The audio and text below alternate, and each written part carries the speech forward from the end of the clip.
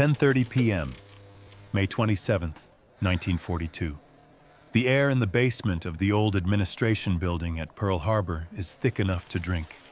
It's a cocktail of sweat, stale cigarette smoke, and the hot, metallic tang of overworked machinery. This windowless concrete vault, known as Station Hypo, is more tomb than office.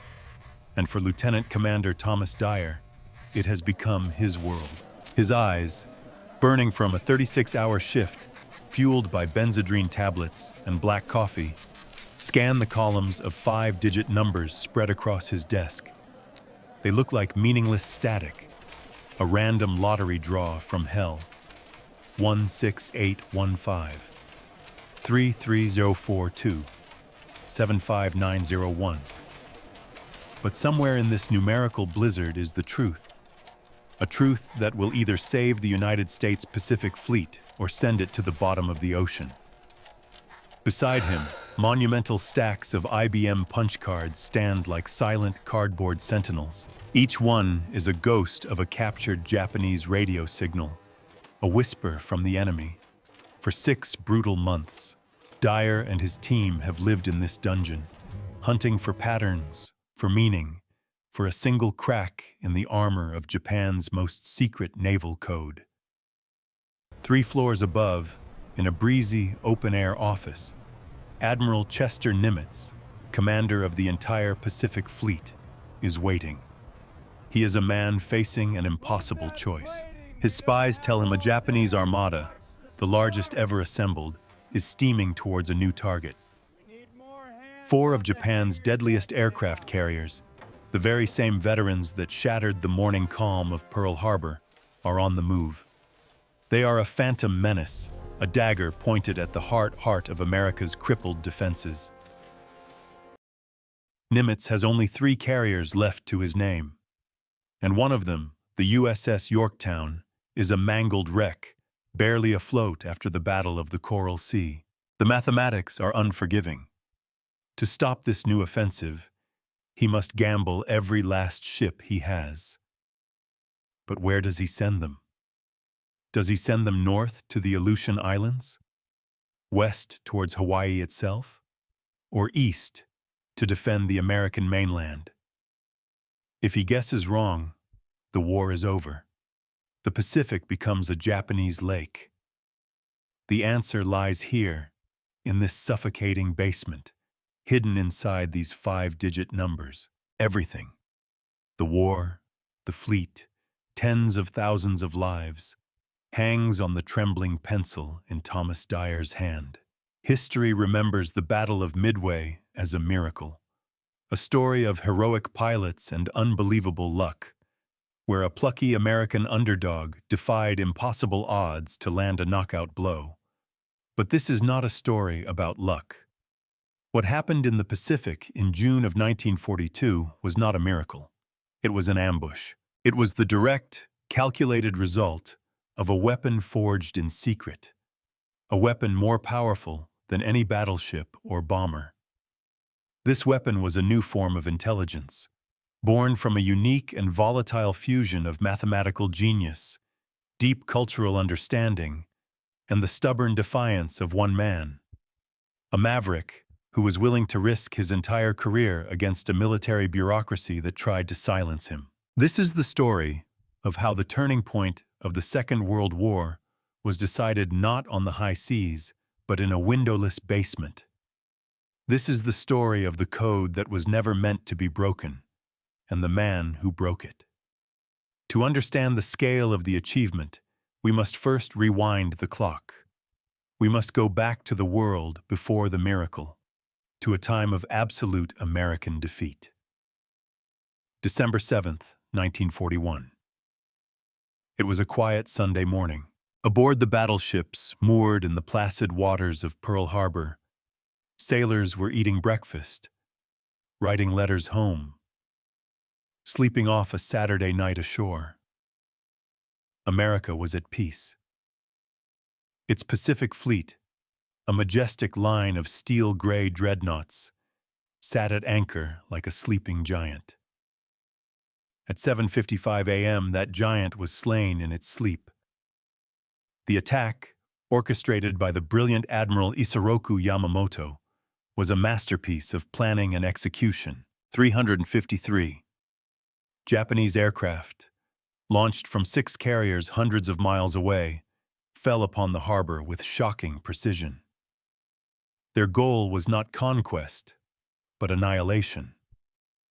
Yamamoto knew Japan could never outproduce the industrial might of America in a long war. His strategy was to deliver a single, catastrophic blow that would cripple the U.S. Navy for at least a year, giving Japan the time it needed to fortify its vast new empire and sue for peace from a position of unassailable strength. The results were devastating. The battleship USS Arizona was obliterated by a 1,800-pound bomb that detonated its forward magazine. The explosion was so violent, it lifted the 30,000-ton warship out of the water before breaking its back. Over 1,100 men were killed instantly, entombed in a steel coffin at the bottom of the harbor. The USS Oklahoma, struck by multiple torpedoes, capsized in minutes, trapping 429 sailors inside its dark, inverted hull. Rescuers could hear them hammering for days, a desperate, fading drumbeat from a watery grave they could not escape. In less than 2 hours, 8 American battleships were sunk or crippled. 2,403 Americans were dead. The Pacific Fleet, America's shield, was shattered.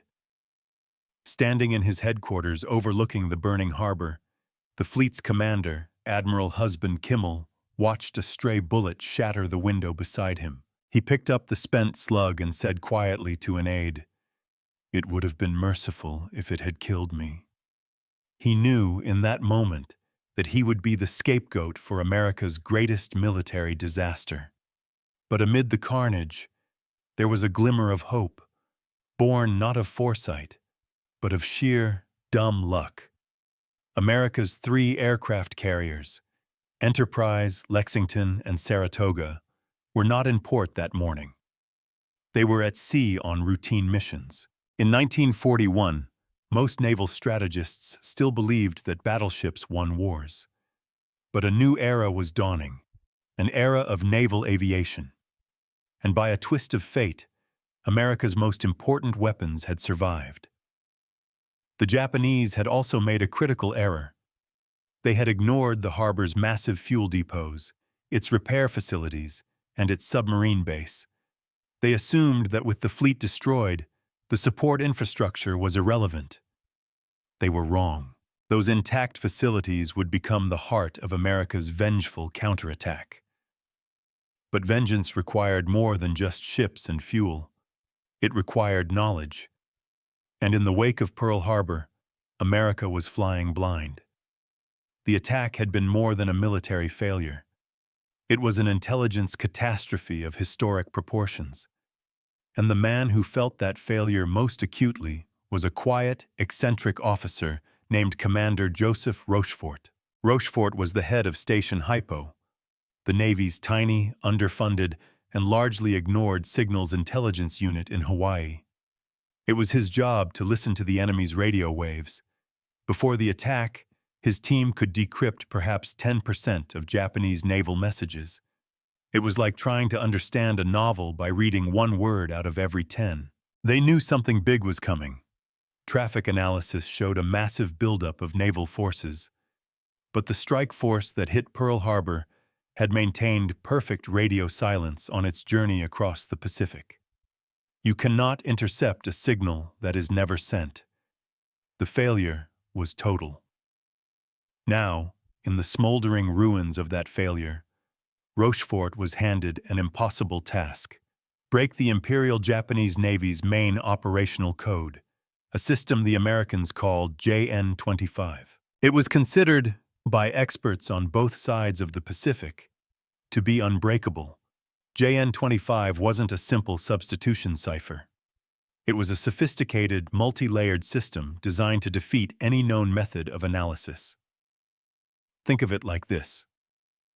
First, the Japanese had a massive codebook, a dictionary containing tens of thousands of five-digit numbers, each corresponding to a word, a phrase, or a naval concept like aircraft carrier or attack at dawn. Then a message would be translated into these code groups, but that was just the first lock on the door. The second lock was a process called super-encipherment.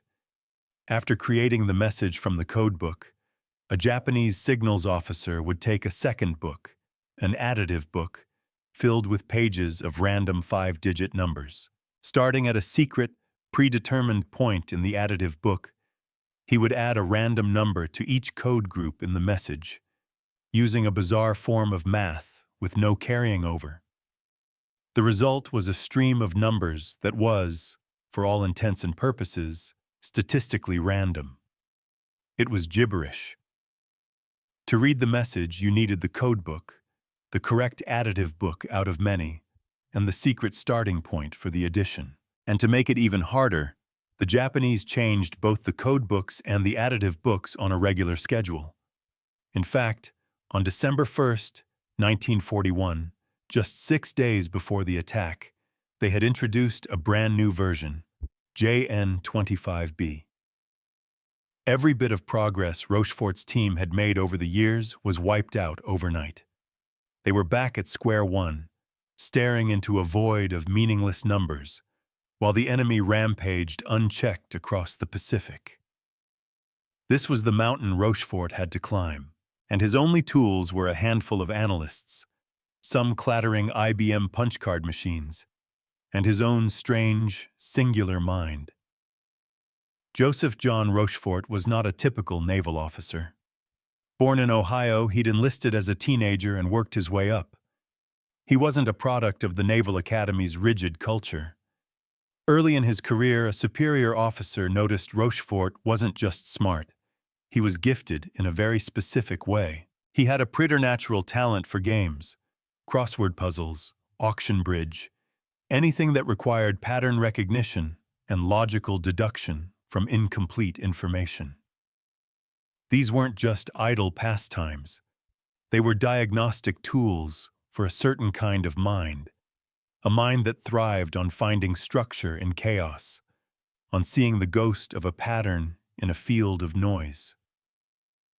It was the mind of a natural codebreaker. But Rochefort possessed a secret weapon that set him apart from every other crypt analyst in the U.S. Navy. In the 1920s, he had been sent to Japan for 3 years of intensive language study. He didn't just learn Japanese, he absorbed the culture.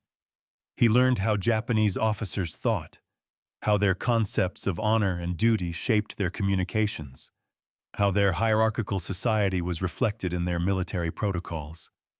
He could think in Japanese. This fusion of a mathematician's mind and a linguist's soul made him unique. He wasn't just trying to break a code, he was trying to read the enemy's mind. He assembled a team of brilliant misfits in the basement of Station Hypo. His deputy, Lieutenant Commander Thomas Dyer, was a machine whisperer, a protege of the legendary crypt analyst Agnes Driscoll, who had pioneered the use of IBM machines for code breaking. Dyer had an almost supernatural memory for code groups and worked himself to the point of collapse, sustained by amphetamines and an iron will. The joke was that his desk sign, which read, "You don't have to be crazy to work here, but it helps," was a statement of fact. The culture Rochefort built was as unconventional as he was. When the heat from the IBM machines made the basement unbearable, he and his officers worked in bathrobes and slippers. Rank was irrelevant. Ideas were everything. A junior enlisted man could challenge a commander's analysis if he had the data to back it up. Rochefort's motto was, "We can accomplish anything, provided no one cares who gets the credit." In the rigid, ego-driven world of the military, this was heresy. But it was this culture of relentless, collaborative innovation that began to make the impossible possible. For months, they worked in 18-hour shifts. They fed intercepted Japanese messages into the IBM machines, sorting and cross-referencing millions of punch cards, hunting for frequencies, for repetitions, for any statistical anomaly that might betray the code's structure. It was grinding, soul-crushing work. But slowly, painstakingly, a sliver of light appeared in the darkness. They began to recover fragments of the additive ciphers. Then, they began to attach tentative meanings to a few code groups. Sunrise, destroyer, water. Each small victory, earned through thousands of man-hours, became a foothold. By early May 1942, they were reading enough to provide vital intelligence for the Battle of the Coral Sea, helping the U.S. Navy fight the Japanese to a tactical draw and halt their advance on Australia. But it wasn't enough. They were still only reading snippets. Then, in mid-May, the radio waves exploded with activity. The volume of Japanese naval traffic spiked to unprecedented levels. Something was coming, something even bigger than Pearl Harbor. Rochefort's team worked with a feverish intensity, their world shrinking to the confines of that basement. And through the static of half-decrypted messages, a single designation appeared again and again. A target, identified by just 2 letters, AF. The entire Japanese war machine was converging on AF. But what and where was it? That was the question. The answer would determine the fate of the world. The pressure from Washington was immense. The Navy's main cryptanalysis unit, OP-20G, was Rochefort's direct rival, and they were convinced he was wrong. Led by Commander John Redman, a man who valued bureaucratic procedure over analytical genius, the Washington unit was a study in institutional caution. They had more people, better equipment, and the ear of the top brass, including the notoriously abrasive Chief of Naval Operations, Admiral Ernest King. But they lacked Rochefort's deep, intuitive understanding of the Japanese. Washington believed AF could be anywhere. The Aleutian Islands, the South Pacific, maybe even the west coast of the United States. They saw Rochefort as a reckless cowboy, a loose cannon in Hawaii who was jumping to conclusions based on flimsy evidence. The bureaucratic battle was fierce. Messages flew back and forth, not between navies, but between intelligence units, each fighting for control of the narrative. Rochefort, however, was certain. Based on his analysis of previous messages and Japanese naval conventions, he believed AF designated Midway Atoll, a tiny but vital American outpost 1,300 miles northwest of Hawaii. Midway was the sentry for Pearl Harbor. If it fell, Hawaii itself would be threatened. Yamamoto, Rochefort reasoned, wanted to lure the remaining American carriers into a final, decisive battle of annihilation. An attack on Midway was the perfect bait. But belief wasn't proof. Nimitz couldn't risk his last 3 carriers on a hunch, no matter how educated. He needed certainty. And with Washington screaming that the attack was coming elsewhere, Rochefort was running out of time to provide it. The fate of the Pacific hung on proving what AF meant. The solution, when it came, was not born of a mathematical formula or a machine printout. It came from a flash of creative genius, an idea so simple it was audacious. One of Rochefort's officers, a former submariner named Jasper Holmes, proposed a plan straight out of a detective novel. He suggested they use the Japanese themselves as the key to unlock their own code. The plan was this: use a secure underwater cable that the Japanese couldn't tap to instruct the garrison at Midway to broadcast an unsecured, plain-language radio message. The message would claim that the island's water desalination plant had broken down and they were running critically short of fresh water. It was a plausible emergency. If Japanese intelligence picked up this fake news and then reported back to their fleet that AF was short of water, Rochefort would have his proof. It was a brilliant ruse, a piece of information warfare in its infancy. Rochefort took the plan to Nimitz's intelligence chief, Edwin Layton, his old friend from his language school days in Tokyo. Layton took it to Nimitz. The admiral, a man who possessed the rare leadership quality of trusting his subordinates, approved it instantly. The order was sent. On Midway, a radio operator transmitted the false message into the open airwaves. And then, in the suffocating basement of Station Hypo, they waited. The minutes stretched into hours, the hours into days. The team monitored every Japanese frequency, their ears straining for the echo of their own lie. Had the Japanese heard it? Did they believe it? Or was the whole plan a failure? Then it came. A routine Japanese intelligence message, intercepted and sent down to the dungeon. The cryptanalysts stripped off the additive layer, revealing the original JN25 code groups. As the linguists began the translation, a jolt went through the room. The message stated, clearly and unequivocally, that target AF was experiencing a critical shortage of fresh water. It was the checkmate moment. The trap had been sprung. They had tricked the enemy into telling them their own secret. AF was Midway. But the battle wasn't over.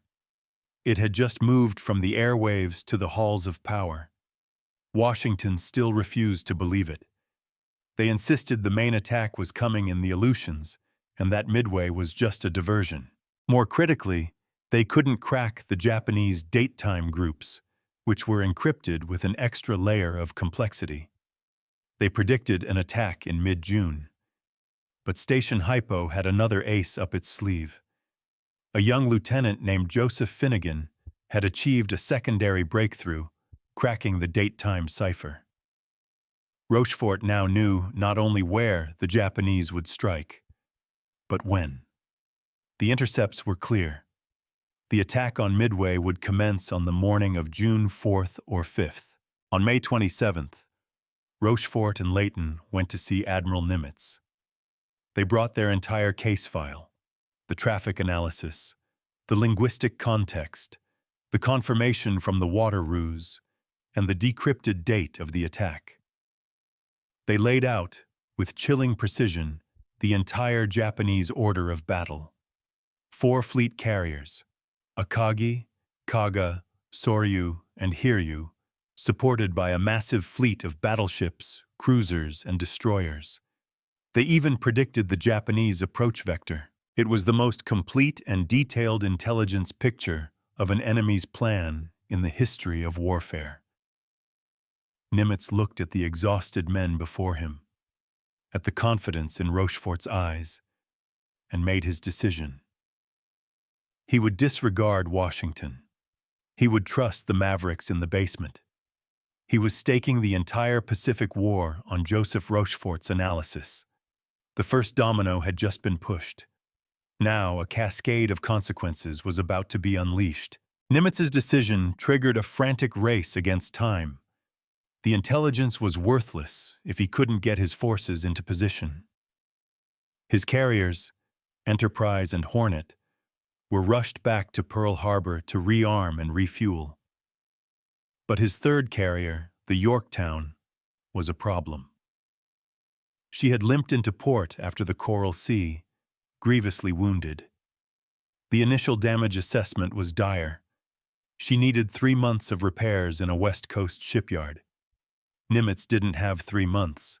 He had 3 days. He went down to the dry dock himself and looked the repair crews in the eye. He didn't ask them to make her perfect. He asked them to make her fight.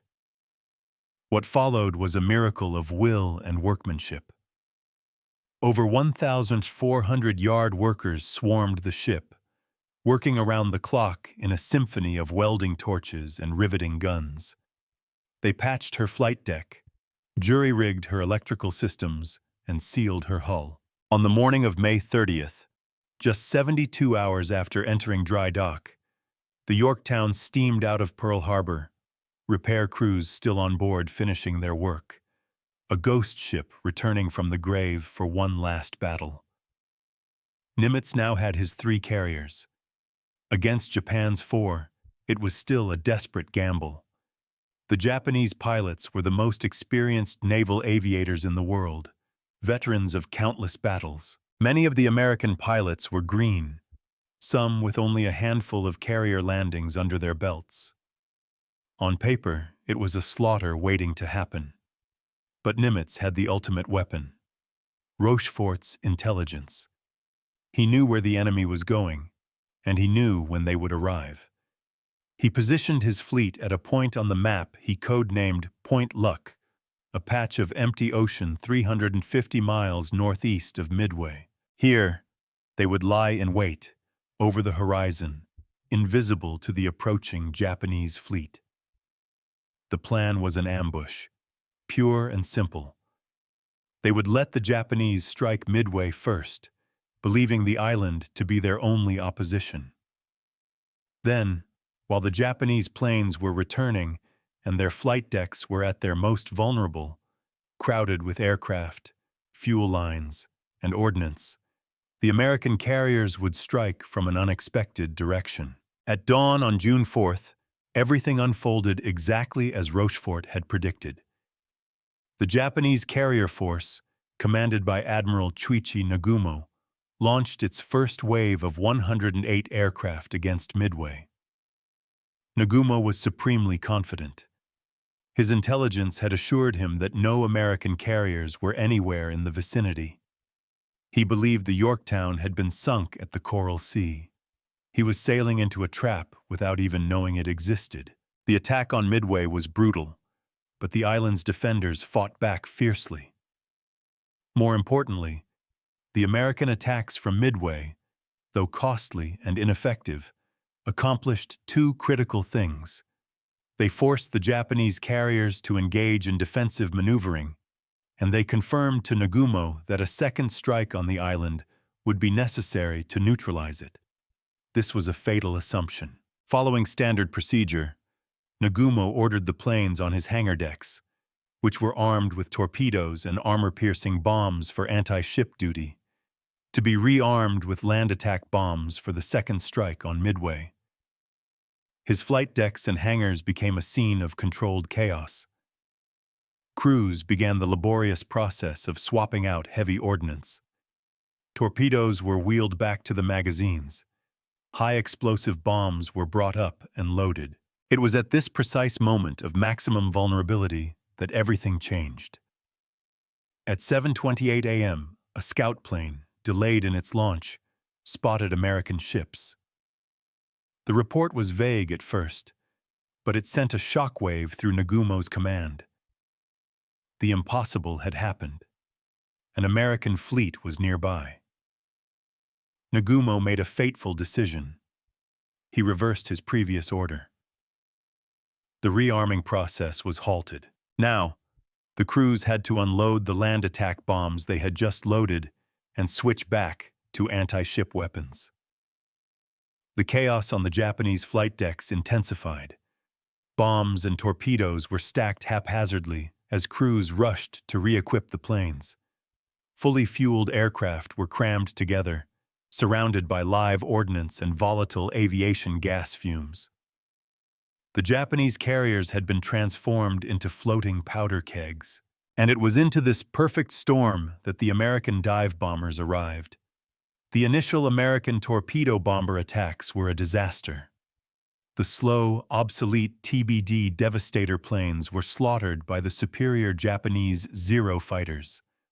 Of 41 torpedo bombers sent in, 35 were shot down without scoring a single hit. It was a suicidal act of courage. But their sacrifice was not in vain. They had drawn the Japanese combat air patrol down to sea level, leaving the skies above the carriers undefended. At 10:22 ASM, Lieutenant Commander Wade McCluskey, leading the dive bombers from the Enterprise, was running low on fuel and had seen nothing. He was about to turn back when, on a hunch, he followed the wake of a lone Japanese destroyer racing to rejoin its fleet. It led him directly to Nagumo's carriers. What happened next was one of the most decisive moments in military history. The American SBD Dauntless dive bombers pushed over from 14,000 feet, screaming down on the unsuspecting Japanese fleet. In the space of 6 minutes, the war in the Pacific was turned on its head. Bombs plunged through the wooden flight deck of the carrier Kaga, detonating among the armed and fueled planes in the hangar. She was consumed by fire and explosions. The Soryu took 3 direct hits in seconds, turning her into a raging inferno. The flagship, Akagi, took a single, fatal bomb that sealed her doom.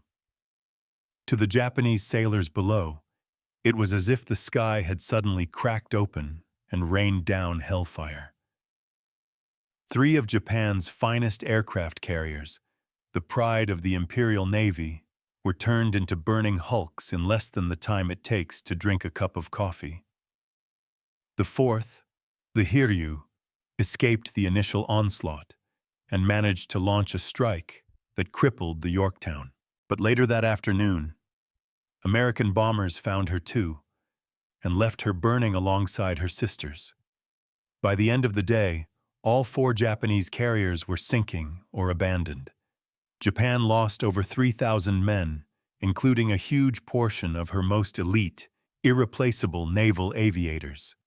The United States lost the Yorktown, which finally sank 2 days later, and 362 men. The miracle at Midway was complete, but it was no miracle. It was the direct, lethal ripple effect of the intelligence that had been painstakingly assembled in Station Hypo's basement. The knowledge of the target allowed Nimitz to set the ambush. The knowledge of the date allowed him to be there on time. The sacrifice of the torpedo bombers created the opportunity, but it was the dive bombers, guided to their target by intelligence and a commander's hunch, that delivered the killing blow at the exact moment of the enemy's maximum vulnerability. The intelligence weapon had been fired, and it had hit its target with devastating, war-altering precision. The Japanese Empire, which had seemed invincible just 6 months earlier, would never again be on the offensive. The tide of the war had turned. The victory at Midway was absolute, a triumph of intelligence and courage that reshaped the strategic map of the Pacific overnight. But for the man who had made it possible, the aftermath was not celebration, but betrayal. The bureaucratic war between Station Hypo and Washington's OP-20G, which had simmered before the battle, erupted afterward. Washington, embarrassed by their incorrect analysis, moved to consolidate power and claim credit. Commander John Redman and his powerful allies, including his brother, a rear admiral in naval communications, saw Rochefort not as a hero, but as an insubordinate maverick who had broken the chain of command and made them look foolish. Admiral King, who valued rigid hierarchy above all else, sided with them. Nimitz recommended Joseph Rochefort for the Distinguished Service Medal, stating that his work had contributed, in large measure, to the victory. In Washington, the recommendation was denied. Then, in October 1942, just 4 months after his crowning achievement, Commander Rochefort was relieved of command at Station Hypo. The official reason was that he needed sea duty for career advancement. It was a transparently false pretext. He was reassigned to command a floating dry dock in San Francisco, a dead-end job, a punishment posting designed to send a clear message. Brilliance is no excuse for insubordination. Joseph Rochefort, the man whose intellect had saved the Pacific Fleet, would never work in cryptanalysis again. He was pushed to the margins, his contributions buried under layers of official secrecy and professional jealousy. He had won the battle but lost the war against the bureaucracy. It was a profound and bitter injustice. The work at Station Hypo continued, of course, under new leadership. The intelligence flowing from the basement would prove crucial in the brutal Guadalcanal campaign, in the island-hopping strategy across the Pacific, and most spectacularly, in April 1943. After decrypting the detailed flight itinerary of Admiral Yamamoto himself, American P-38 Lightning fighters were dispatched on a long-range interception mission. They ambushed his plane over the jungles of Bougainville, killing the architect of Pearl Harbor and plunging Japan into national mourning. The intelligence weapon Rochefort had forged continued to strike decisive blows, but the men who forged it remained in the shadows. For decades after the war, their work remained classified. They were bound by oaths of secrecy, unable to tell their friends, their wives, or even their children what they had done. They were the silent heroes of a secret war, their achievements known only to a select few.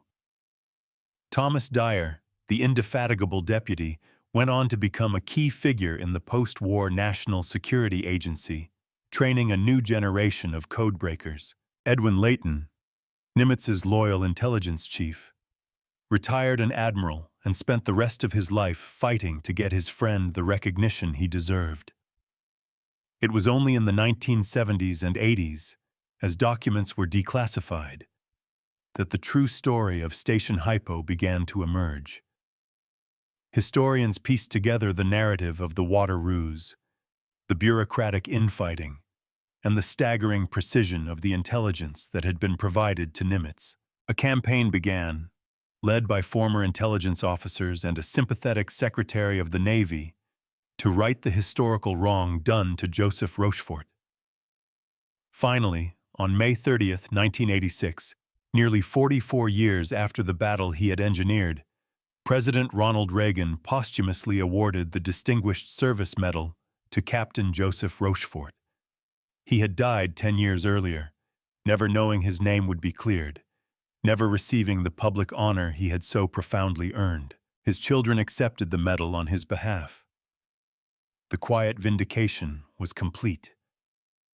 The story of Station Hypo is more than just a tale of secret codes and naval battles. It is a timeless lesson about the nature of victory. It teaches us that the most powerful weapon in any conflict is not steel but knowledge. It is a testament to the power of interdisciplinary thinking, the fusion of mathematics, linguistics, and cultural empathy that allowed Rochefort to see what others could not. It is a warning about the dangers of rigid, institutional thinking, and a celebration of the mavericks who are willing to challenge it. Rochefort and his team succeeded not by following the rules, but by breaking them, creating a culture of radical collaboration where the best idea won, regardless of who it came from. And finally, it is a story about profound human dedication, about men like Thomas Dyer working themselves to the brink of collapse, and men like Joseph Rochefort sacrificing their careers for the sake of the truth. They proved that a small group of determined people, working in the shadows with nothing more than their intellects and a shared sense of purpose, can change the course of history. The 6 minutes of dive bombing that broke the back of the Japanese Navy on June 4, 1942, were the spectacular result. But the cause was forged over 6 months of grinding, unglamorous work in a suffocating basement. It wasn't luck that won the Battle of Midway. It was intelligence. It was the hard-won, desperately needed power of knowing your enemy better than he knows himself. History is filled with unsung heroes, individuals whose contributions were vital, but whose stories were lost to time or secrecy. The codebreakers of Station Hypo are among the greatest of them. Their legacy is not just a pivotal battle won, but a powerful idea proven, that in the great conflicts of human history, the sharpest mind will often prove mightier than the sharpest sword. Thank you for joining us on this journey into one of the most incredible secret stories of the Second World War. If you believe in the power of history to teach and inspire, please consider liking this video and subscribing to our channel for more stories of the people who changed our world. And let us know in the comments below, who is another unsung hero of history whose story deserves to be told? We'll see you next time.